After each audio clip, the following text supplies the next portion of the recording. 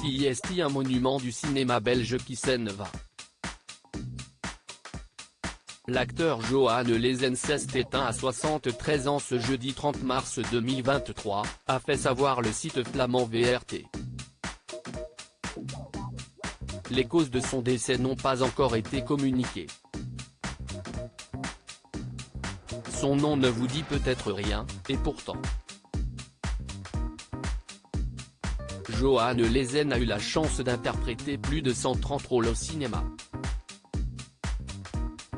CIST en Belgique, aux Pays-Bas mais aussi en France que le comédien a pu laisser une trace de son talent. Sur l'Hexagone, il a ainsi travaillé avec de grands réalisateurs, tels que Jean-Luc Godard, chargé violemment par Gérard Darmon, François Ozon, Terrence Malick ou encore Christophe Gans.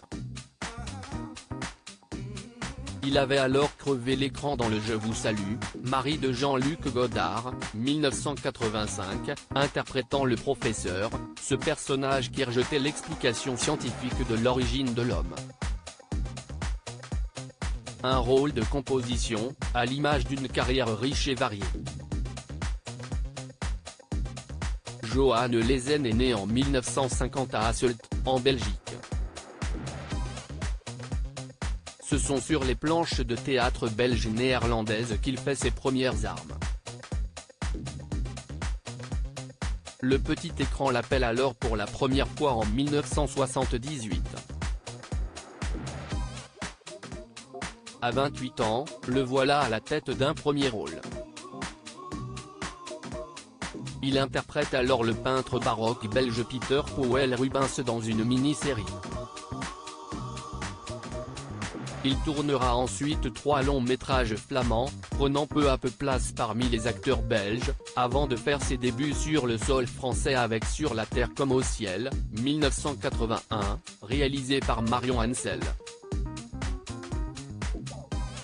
Johan Lezen récompensé en 1998. Dès 1981, Johan Lezen devient de plus en plus présent dans les productions françaises.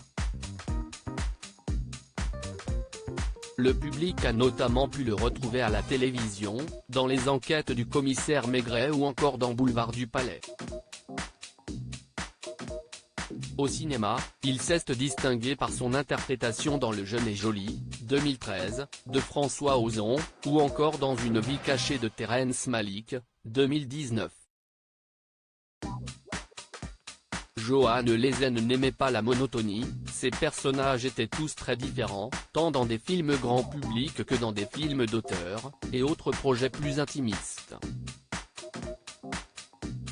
De cette carrière, Johan Lezen en a reçu une très belle récompense en 1998.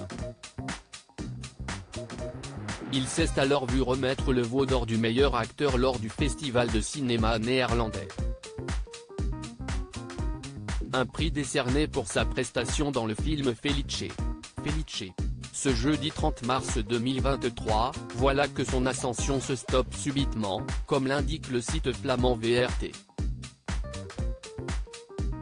De ses 42 ans de carrière, il laisse des rôles magistraux et un patrimoine inspirant pour les futurs comédiens.